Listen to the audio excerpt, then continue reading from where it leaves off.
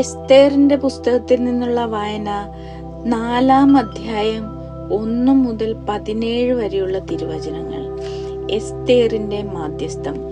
ഈ സംഭവം അറിഞ്ഞ മർദ്ദെഖായി വസ്ത്രം കീറി ചാക്കുടുത്ത് ചാരം പൂശി അത്യുച്ചത്തിൽ ദയനീയമായി നിലവിളിച്ചുകൊണ്ട് നഗരമധ്യത്തിലേക്ക് ചെന്നു.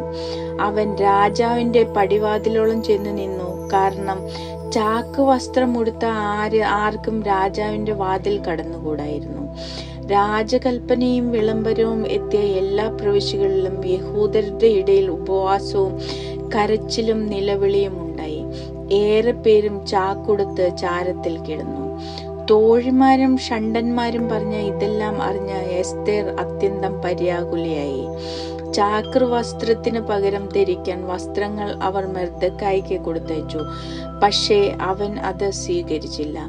തന്നെ ശുശ്രൂഷിക്കാൻ നിയുക്തനായിരുന്നവനും രാജാവിന്റെ ഷണ്ടന്മാരിൽ ഒരുവനുമായ ഹഥാക്കിനെ വിളിച്ച എസ്തേർ ഇതെല്ലാം എന്താണെന്നും എന്തിനാണെന്നും അറിയാൻ മർദ്ദെഖായിയുടെ അടുത്തേക്ക് അയച്ചു.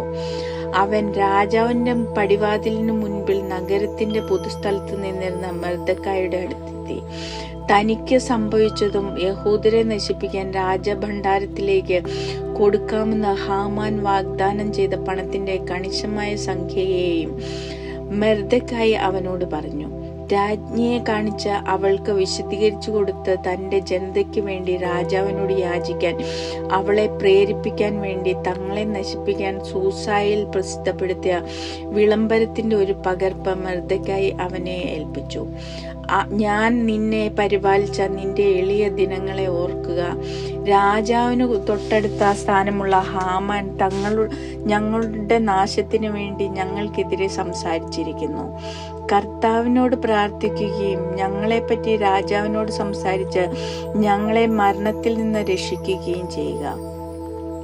ഹഥാക്ക് ചെന്ന് മർദ്ദെഖായി പറഞ്ഞത് എസ്തേറിനെ ധരിപ്പിച്ചു. അപ്പോൾ അവൾ ഹഥാക്ക് വഴി ഒരു സന്ദേശം മർദ്ദെഖായി അറിയിച്ചു. എല്ലാ രാജസേവകന്മാർക്കും രാജാവിന്റെ പ്രവിശ്യകളിലെ ആളുകൾക്കും അറിയാം, വിളിക്കപ്പെടാതെ ആരെങ്കിലും ആണായാലും പെണ്ണായാലും അകത്തെ അങ്കണത്തിൽ രാജസന്നിധിയിൽ പ്രവേശിച്ചാൽ നിയമം ഒന്നേ ഉള്ളൂ: രാജാവ് തന്റെ സ്വർണ്ണ ചെങ്കോൽ അവന്റെ നേരെ നീട്ടുന്നില്ലെങ്കിൽ അവൻ വധിക്കപ്പെടണം. 30 ദിവസമായി രാജാവ് എന്നെ വിളിച്ചിട്ടില്ല. എസ്തേർ പറഞ്ഞത് അവർ മർദ്ദെഖായിയെ അറിയിച്ചു. അപ്പോൾ മർദ്ദെഖായി എസ്തേറിന് മറുപടി കൊടുത്തു: നീ രാജകൊട്ടാരത്തിൽ മറ്റു യഹൂദരേക്കാൾ അല്പമെങ്കിലും കൂടുതൽ സുരക്ഷിതമായിരിക്കുമെന്നു കരുതേണ്ട.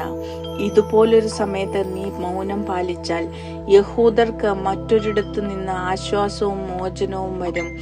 പക്ഷേ നീയും നിന്റെ പൃഥുഭവനവും നശിക്കും. ഇത്തരം ഒരു കാലത്തേക്കായിട്ടല്ല നീ രാജ്ഞി സ്ഥാനത്ത് വന്നിരിക്കുന്നതെന്ന് ആർക്കറിയാം. അപ്പോൾ മർദ്ദെഖായിയോട് പറയേണ്ട ഉത്തരം എസ്തേർ അവർക്ക് നൽകി. നീ പോയി സൂസായിലുള്ള സകല യഹൂദരെയും ഒരുമിച്ചു കൂട്ടി എനിക്ക് വേണ്ടി ഉപവസിക്കുക. 3 ദിവസം രാത്രിയും പകലും എന്തെങ്കിലും ഭക്ഷിക്കുകയോ പാനം ചെയ്യുകയോ അരുത്. ഞാനും എന്റെ തോഴിമാരും നിങ്ങളെപ്പോലെ തന്നെ ഉപവസിക്കും.